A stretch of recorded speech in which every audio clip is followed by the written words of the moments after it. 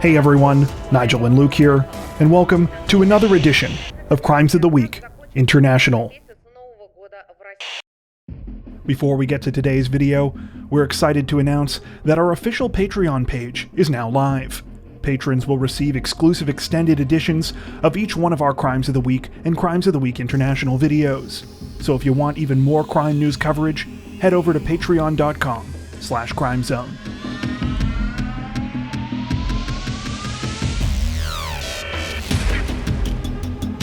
Authorities in southern Wales say that a 37-year-old man is facing an additional penalty this week after he attempted to arrest the judge in his case during an assault trial.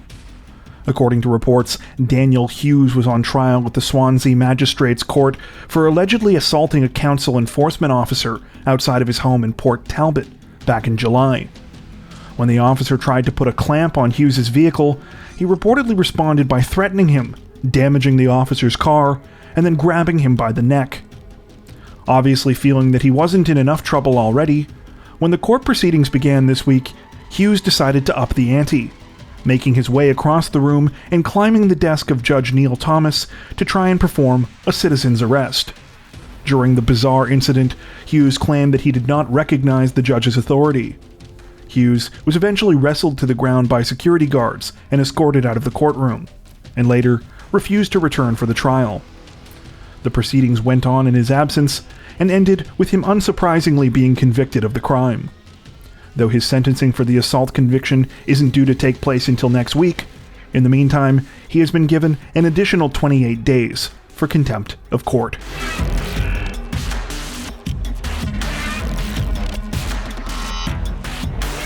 A drug bust in the South African town of Roodepoort took a bizarre turn this week, when among the illegal drugs police were there to find, they also discovered a live crocodile. According to reports, the strange find took place while police were conducting busts at two separate residences, following a tip about drug activity at both properties.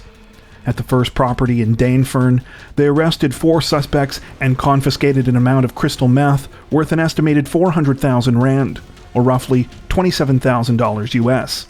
However, things got more interesting once they got to the second location. In addition to another stash of drugs worth an additional 200,000 rand, police found 2 toy guns and a live crocodile. A 5th suspect was arrested at that property, and he, his drugs, and his crocodile were all taken into police custody.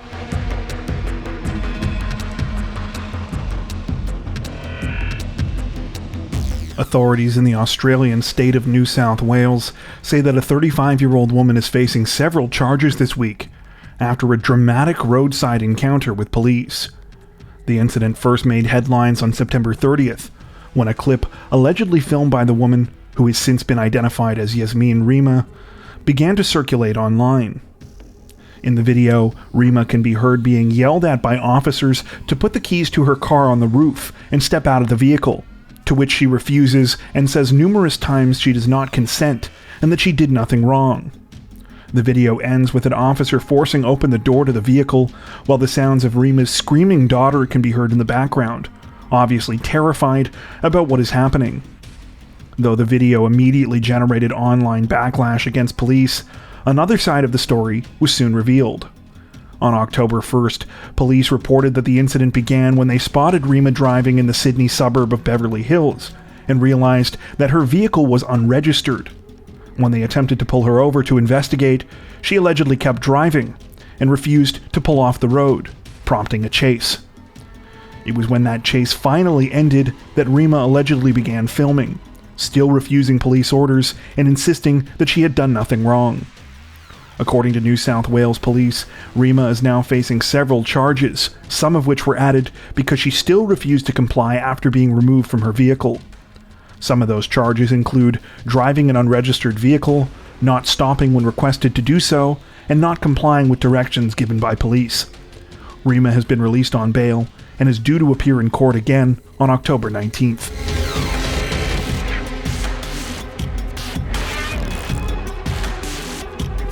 Authorities in Paris, France, say that they are investigating a dramatic heist this week that has been compared to something out of a movie, after thousands of dollars of cash and jewelry was stolen from guests at a luxury 5-star hotel. Though the crime that took place at Le Royal Monceau would likely have made headlines regardless due to the nature of the crime and how much was stolen, it generated even more coverage because of one notable victim: legendary Argentine soccer player Lionel Messi. Messi has reportedly been living at the hotel since August, renting a multi-room suite that cost a staggering $23,000 per night. According to reports, the two masked thieves managed to get into the hotel by first gaining access to the roof. After that, they scaled down the sides of the building and were captured on CCTV footage entering through an unlocked balcony door on the 6th floor. Though it appears that Messi's suite was the target of the heist, the thieves took full advantage of their opportunity by stealing from at least 3 other rooms as well. In addition to the thousands of dollars of cash and valuables taken from Messi's suite, one man had an expensive watch stolen, and a female guest was robbed of a $4,000 necklace, a $700 pair of earrings, and $2,700 in cash. At the time of this recording, no leads had been reported concerning the identities of the thieves.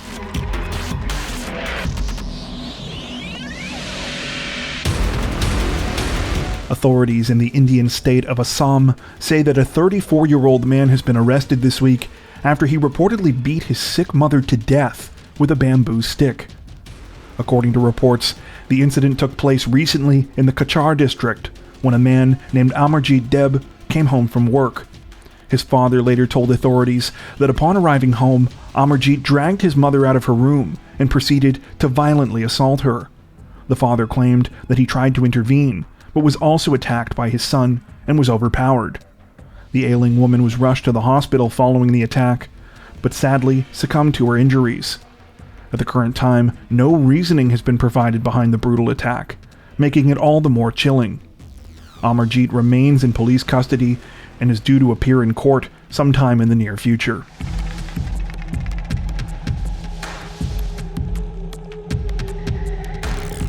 Police officers in the Argentine city of Berazategui were left red in the face this week after their patrol car was broken into while they were investigating the death of a woman. According to reports, the incident took place on September 26th, when the two officers were called to a residence in the Monoblocks neighborhood of the city.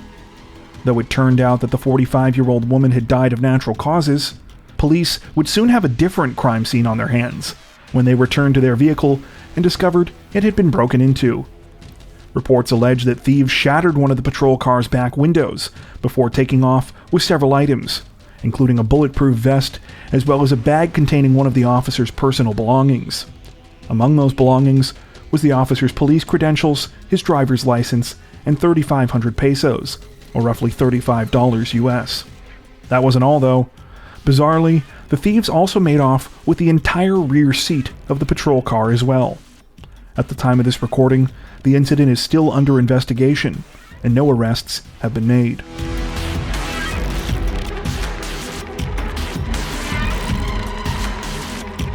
Representatives from the Paris crime squad say that a 35-year-long search for a notorious serial killer has ended this week, following a written confession by the alleged perpetrator, as well as corroborating DNA evidence. According to reports, between 1986 and 1994, Paris was gripped by a shocking series of murders and sexual assaults. None were ever solved, though many of the crimes were subsequently linked by DNA evidence. The most notorious of these cases was the murder of an 11-year-old girl named Cécile Bloch, who was reported missing after failing to show up for school in 1986. Based on a witness description of the acne scarring that the perpetrator had, for decades he has been known as Le Grêlé, the pockmarked man. Finally, authorities say they know the man's real name, François Verove, a 59-year-old former military police officer. Officials say that this amazing break in the case came after an investigating magistrate recently decided to send letters to 750 military police officers stationed in the Paris region at the time of the crimes. Each of the officers was reportedly required to give a DNA sample, and Verove gave his on the 24th of September. 3 days later, his wife reported him missing. Obviously knowing that it was only a matter of time before he was implicated in his crimes, Verove fled to an apartment in the Mediterranean coastal region of Le Gros de Roi, where he took his own life.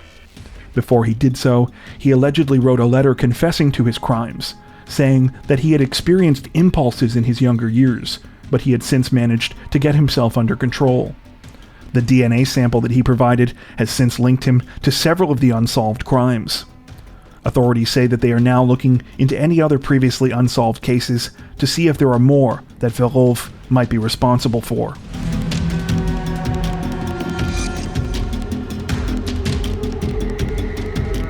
Representatives from Colombia's Barranquilla Metropolitan Police say that a notorious criminal is dead this week following an early morning shootout with officers.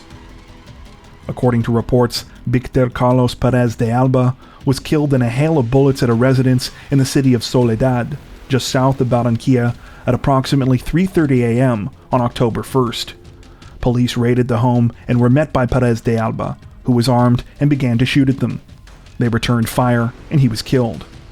For years, authorities say that Perez de Alba terrorized residents of the area, who knew him by the name La Máquina de Mal, or the Machine of Evil.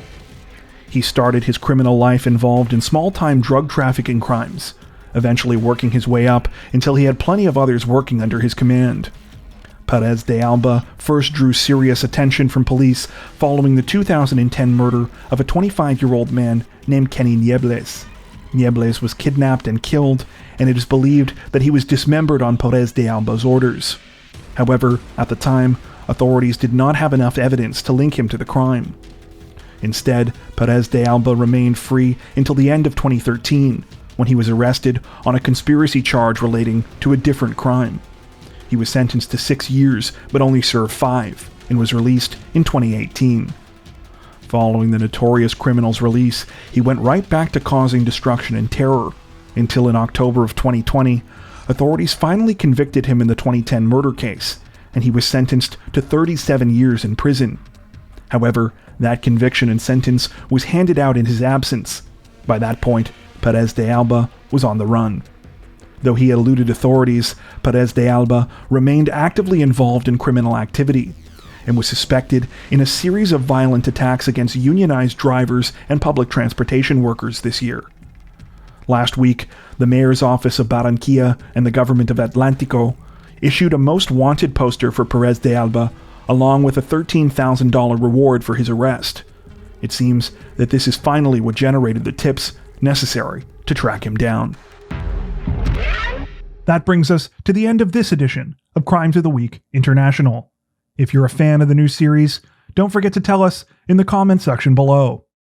While you're there, make sure to subscribe to Crime Zone for more true crime content like this, making sure to hit the notification bell to stay up to date with our latest videos. Thank you for watching.